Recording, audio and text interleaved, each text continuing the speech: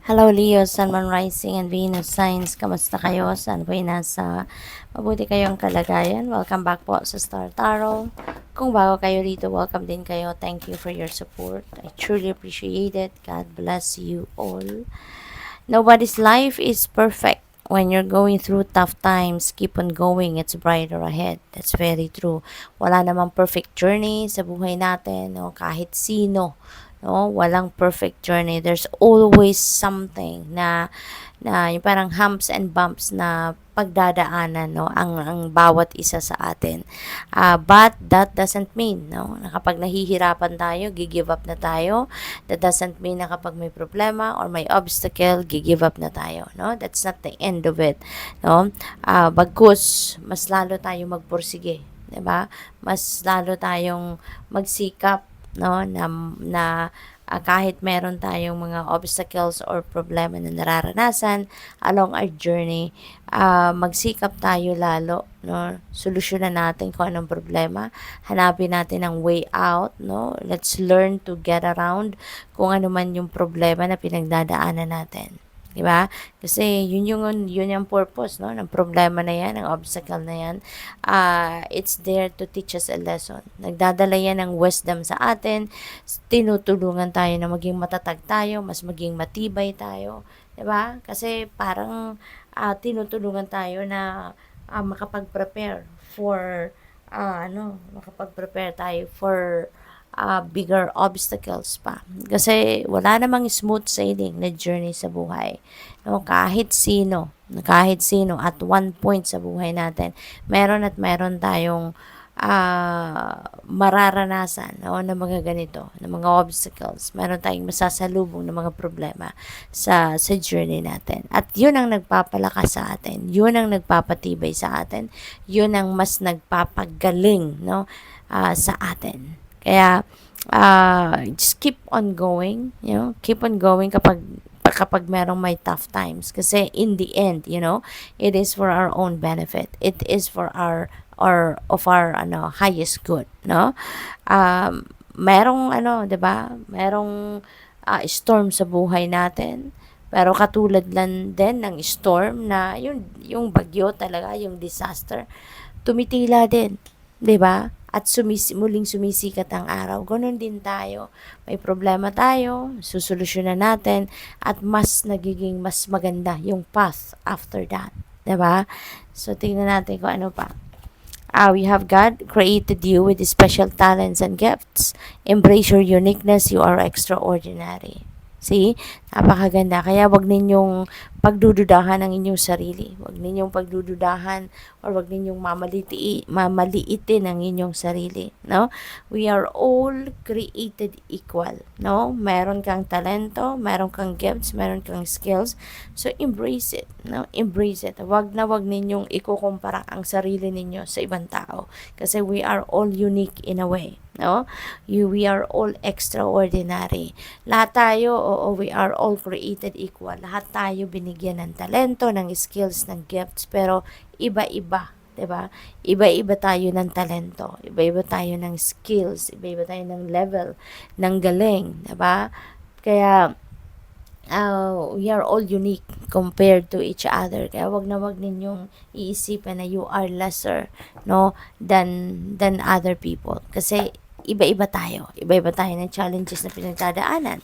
Iba-iba tayo ng timing, 'di ba?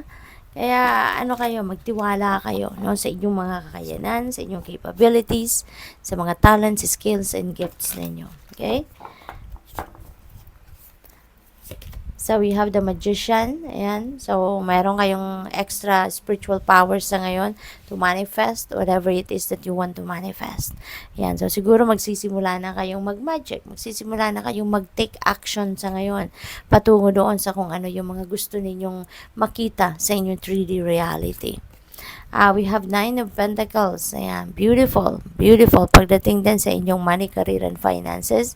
Kasi this is you reaping the rewards of your hard work. Sa ngayon, may experience mo na, mararanasan mo na yung bunga ng iyong pagsisikap. Makukuha mo na or may enjoy mo na ngayon kung ano yung pinagtrabahuan ninyo. This is financial comfort, financial freedom na may experience ninyo sa ngayon, no? May abundance, may prosperity. Wish fulfillment, no? Magiging masayang-masaya ka ngayon kasi ma-fulfill mo na kung ano yung mga wishes ninyo. Dadating na, ibibigay na sa inyo kung ano yung mga heart's desires ninyo. So, parang ano kayo ngayon ang lapit-lapit ninyo sa universe, parang ang lakas ng inyong connection, with the divine and the rest of your spirit team. Magiging sikat din kayo ngayon. Mas maraming tao ngayon na makakakilala sa inyo. Mas maraming tao yung makaka-recognize sa inyo at sa inyong trabaho, no? You will be, kung nasa social media platform kayo, siguro mas marami kayong following ngayon, mas marami kayong subscribers, mas maraming maa-attract, no? So, siguro sa mga content ninyo. We have Page of Wands. Ayan. So, this is exciting, no? Exciting period sa buhay ninyo. Maaaring meron dito mga parating na mga communication sa inyo. Maaaring tip yan, regarding opportunities na pwede ninyong i-embrace ngayon at maybe pwedeng mag-highlight, no, or pwedeng mag-showcase ng inyong mga talents, skills, and gifts. Kaya magiging excited kayo rito. Kasi baka once in a lifetime na opportunity ito na dadating sa inyo. Kaya ngayon talagang parang wala kayong mapaglagyan, no, ng inyong saya. You're going to be genuinely happy and excited. Kaya good luck sa iyo. What else? We have Ace of Wands. Ayan. So, definitely, may sisimulan kayong bagong ganap, no? Pwedeng, pwedeng related to dito sa Magician energy. Pwede rin na related dito sa opportunity na dadating sa inyo, no? So, siguro, magsisimula kayo ng bagong chapter sa buhay ninyo. Baka bagong racket ito, bagong trabaho, bagong pagkakakitaan ninyo na galing ito sa ninyo, sa fresh na creative ideas, no? Or pwede rin na galing ito sa mga opportunity na ganito na matagal na ninyong hinihintay, matagal nyo nang gustong magkaroon ng ganitong oportunidad siguro na pwedeng makapagsimula kayo ng negosyo, nagamit-gamit ninyo yung talento ninyo, yung gift ninyo, 'di ba? Yung ganoon.